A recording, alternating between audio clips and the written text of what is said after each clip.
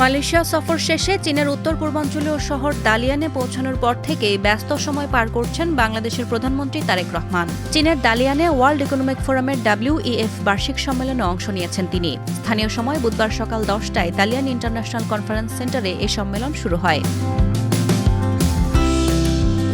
Dalian আন্তর্জাতিক সম্মেলন কেন্দ্রে বৃহৎ পরিসরে উদ্ভাবন প্রতিপাদ্য নিয়ে শুরু হওয়া ওয়ার্ল্ড ইকোনমিক ফোরামের প্লেনারি সেশনে আমন্ত্রণ অতিথি হিসেবে যোগ দেন বাংলাদেশের সরকার প্রধান।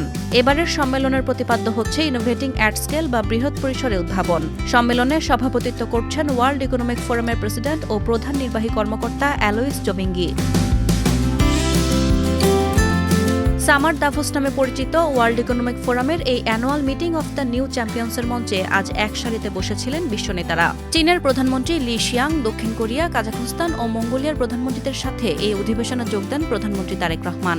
বৈঠকের ফাঁকে বিশ্বের বিভিন্ন দেশ থেকে আসা সরকার প্রধানদের সঙ্গে দ্বিপক্ষীয় সম্পর্ক জোরদার ও পারস্পরিক স্বার্থ সংশ্লিষ্ট বিষয়ে ফলপ্রসূ আলোচনা করেন তিনি। এর আগে চীনের প্রধানমন্ত্রীর দেয়া বিশেষ নৈশভোজেও অংশ নেন বাংলাদেশের প্রধানমন্ত্রী।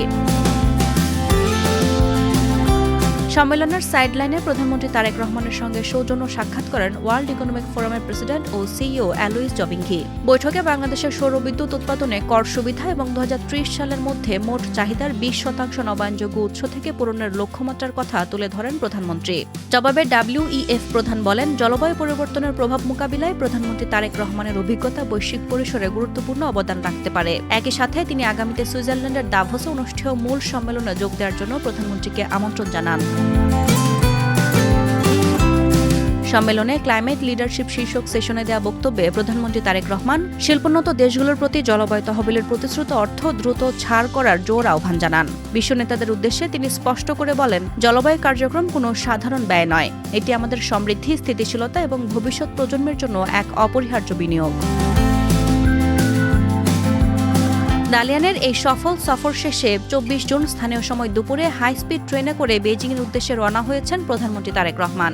সেখানে চীনের শীর্ষ নেতৃত্বের সঙ্গে দ্বিপক্ষীয় বৈঠক এবং বাংলাদেশে চীনা বিনিয়োগকারীদের আকৃষ্ট করতে তার এই সফর নতুন এক দিগন্তের উন্মোচন করবে বলে আশা করা হচ্ছে। সাদিয়া ইয়াসমিন, প্রথম আলো।